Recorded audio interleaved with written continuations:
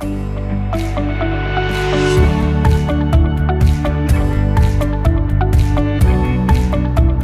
suis donc le président éponyme de l'entreprise Murgier, une entreprise familiale, indépendante, historique, qui remonte à 1936, 4 générations.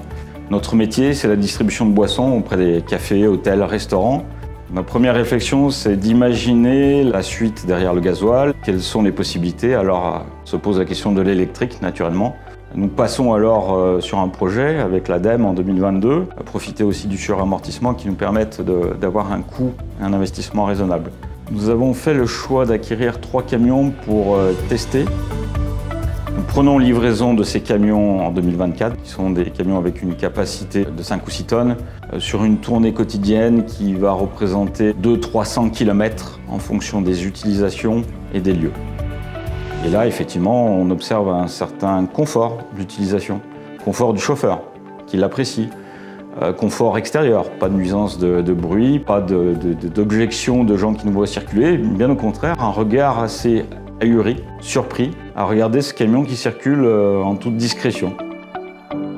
Par rapport à mon ancien camion, ça change du tout au tout. Pas de bruit environnant, pas le bruit du moteur qui nous gêne.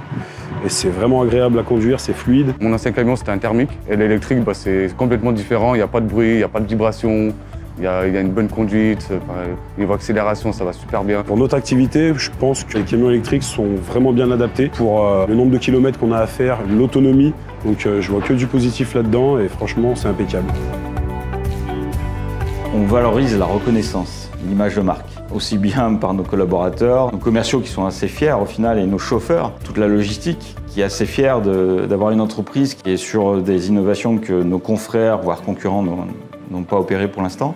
Et quelque part, la satisfaction de nos clients de voir qu'ils sont avec un partenaire engagé qui va chercher des solutions pour répondre à des contraintes réglementaires, d'accessibilité, ou qui va accompagner ce métier de manière durable et dans le temps. La décision de Renault Trucks prend la forme d'un partenariat tout simplement.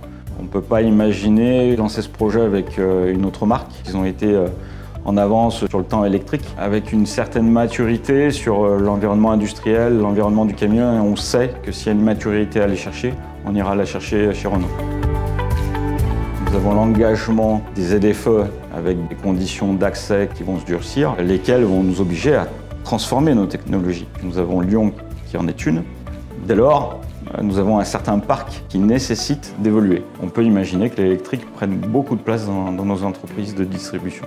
Et en tous les cas, c'est une prévision d'investissement complémentaire, si tout est réuni, qui se réalisera d'ici 2 ans et demi, 3 ans.